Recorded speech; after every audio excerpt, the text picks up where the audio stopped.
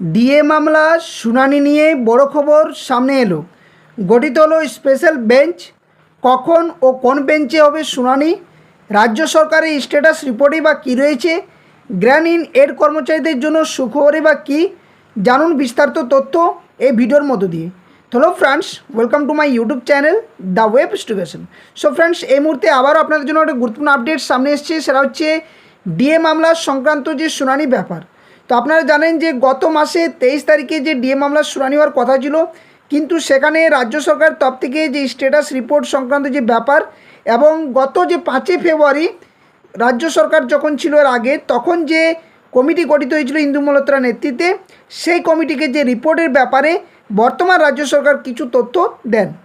তো আগামী যে ডিএ মামলার শুনানি হতে চলেছে স্পেশাল বেঞ্চ, সেখানে কি কি তথ্য উঠে আসছে ডিটেলস শেয়ার করবো এক এক করে আপনাদের সামনে।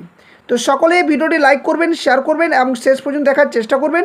আর যারা চ্যানেল নতুন ভিউয়ার্স হয়েছেন, অবশ্যই বলবো এই ধরনের গুরুত্বপূর্ণ কেস আপডেট, নিউজ, নোটিফিকেশন সংক্রান্ত তথ্য পাওয়ার জন্য অবশ্যই চ্যানেলটি সাবস্ক্রাইব করে পাশে থাকা বেল নোটিফিকেশন করবেন। তো চলুন আলোচনা করা যাক কী কী তথ্য উঠে আসছে। তো দেখুন, বলা হচ্ছে যে সুপ্রিম কোর্টে ডিএ মামলার শুনানি নিয়ে বড় খবর, গঠিত হলো স্পেশাল বেঞ্চ। তো এখানে বলা হচ্ছে যে সুপ্রিম কোর্টে রাজ্য সরকারি কর্মচারীদের বকেয়া মহার্ঘ ভাতা বা ডিএ মামলার শুনানির জন্য ফের নতুন করে দিনক্ষণ ধার্য করা হলো। দীর্ঘদিন ধরে ঝুলে থাকা এই মামলার দ্রুত নিষ্পত্তির আশায় বুক বাঁধছেন লাখো লাখো সরকারি কর্মচারী বৃন্দরা। কারণ কি? কারণ আপনারা জানেন যে এই বিভিন্ন যে সংগঠন রয়েছেন, তারা কিন্তু সত্যি যে স্বীকার করার কোনো আর বিষয় নেই, অনেক কিন্তু ধৈর্য ধরে দীর্ঘদিন ধরে তাদের নিজেদের অধিকারের লড়াইয়ের জন্য বারংবার কলকাতা হাইকোর্ট, এমন কোনো নেতা মন্ত্রী নেই, এর আগের মুখ্যমন্ত্রীর সামনে, বর্তমান মুখ্যমন্ত্রীর সামনে, সুপ্রিম কোর্ট থেকে শুরু করে সমস্ত জায়গায় তাদের যে দাবি দাবা তুলে ধরার চেষ্টা করেছেন। তো এই নিয়ে যে ডিএ মামলার ব্যাপারে যে খবর আসছে, তাতে করে এই স্পেশাল বেঞ্চ গঠনে কিন্তু যে নিষ্পত্তি আদৌ মিলবে কিনা সে তথ্যই দেওয়া হয়েছে। তো শীর্ষ আদালতে এই মামলার শুনানির জন্য ইতিমধ্যে একটি স্পেশাল বেঞ্চ গঠন করা হয়েছে এবং আগামীকাল অর্থাৎ 6 আগস্ট 2026 তারিখে সাপ্লিমেন্টারি লিস্টে মামলাটি শুনানির জন্য অন্তর্ভুক্ত হয়েছে। এর আগে একবার শুনানির দিন ধার্য হলেও বেঞ্চ পরিবর্তনের কারণে তা কিন্তু বাতিল হয়ে যায়। কিন্তু এবার নতুন স্পেশাল বেঞ্চে এই বহু প্রতীক্ষিত মামলার শুনানি হতে চলেছে, যা রাজ্য সরকারি কর্মচারী মহলে ব্যাপক চাঞ্চল্য তৈরি করেছে। তো কখন এবং কোন বেঞ্চে শুনানি হবে? তো দেখুন, এখানে বলা হচ্ছে যে প্রাপ্ত তথ্য, অর্থাৎ যে সুপ্রিম কোর্টে অ্যাপিলেটেড সাইট, সেখান থেকে যে তথ্য উঠে আসছে, সেখানে বলা হচ্ছে যে সুপ্রিম কোর্টে কোর্ট নাম্বার 8-এ দুপুর 2টোর সময় এই মামলার শুনানি হবে। স্পেশাল বেঞ্চে রয়েছেন মাননীয় বিচারপতি সঞ্জয় ক্যারল এবং মাননীয় বিচারপতি প্রশান্ত কুমার মিশ্র। অর্থাৎ এর আগেও কিন্তু এই বিচারপতি দ্বয় দীর্ঘদিন ধরে ডিএ মামলা সংক্রান্ত রাজ্যের যে ডিএ মামলা, সেটা নিয়ে কিন্তু ওনারা শুনানি করিয়েছেন। তো গতবার বিচারপতি সঞ্জয় ক্যারল উপস্থিতি না থাকায় এবং বেঞ্চের অন্য বিচারপতির কারণে শুনানি বাতিল হয়েছিল।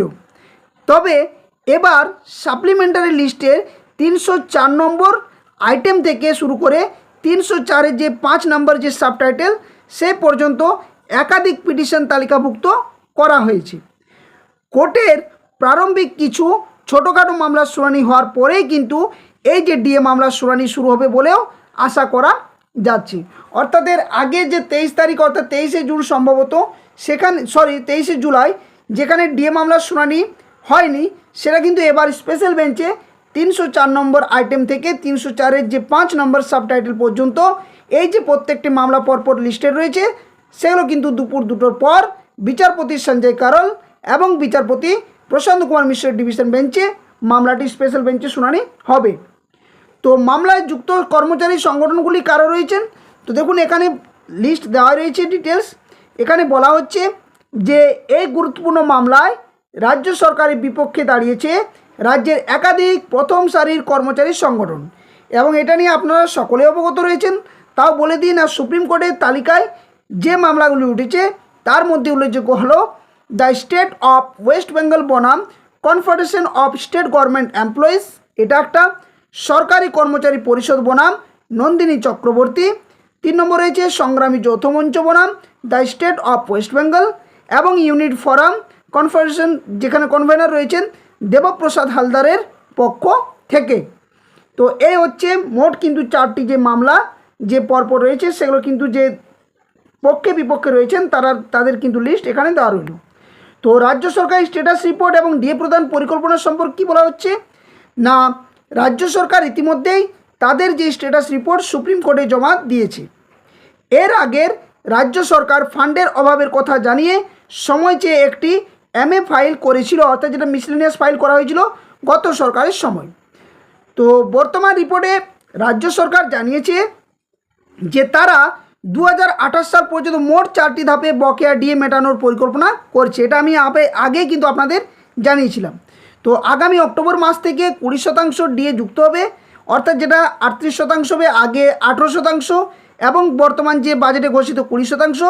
এরপর থেকে পয়লা অক্টোবর থেকে 38% ডিএ পাবেন। এটা কিন্তু আমি ভিডিও দিয়েছিলাম এবং গতকালকে কিন্তু সেই নোটিফিকেশন কিন্তু অর্থ দপ্তরের তরফ থেকে জারি করা হয়েছিল।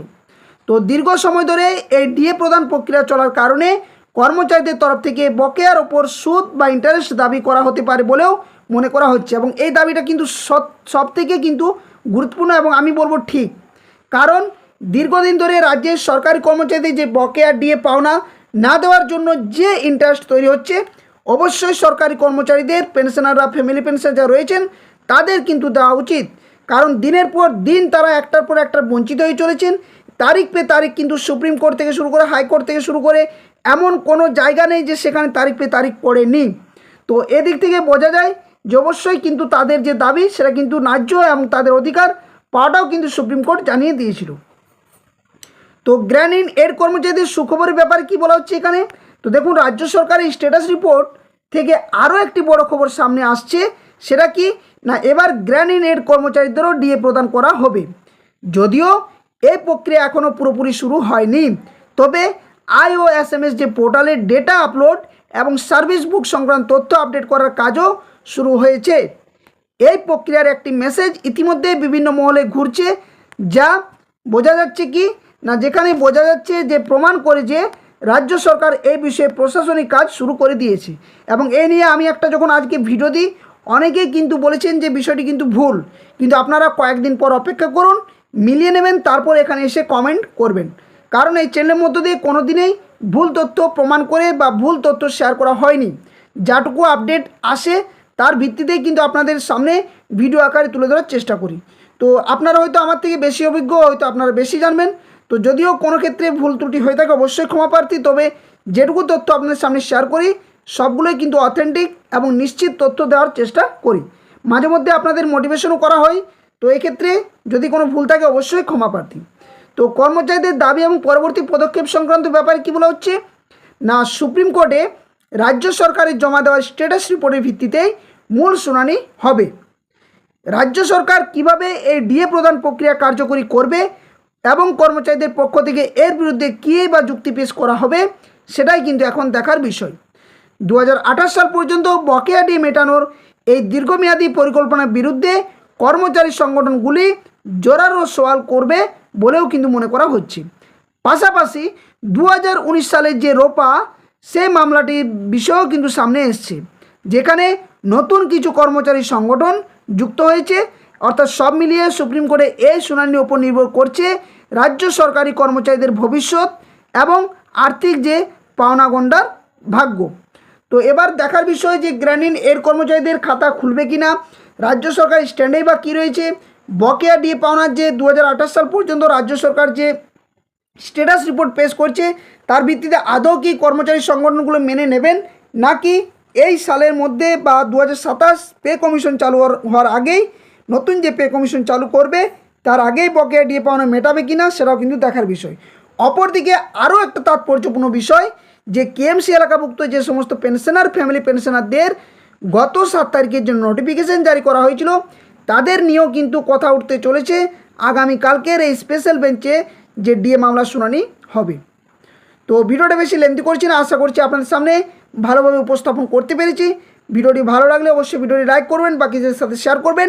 আর যারা চ্যানেল নতুন ভিউয়ার্স রয়েছেন অবশ্যই বলবো চ্যানেলটি সাবস্ক্রাইব করে পাশে থাকা বেল নোটিফিকেশন করবেন।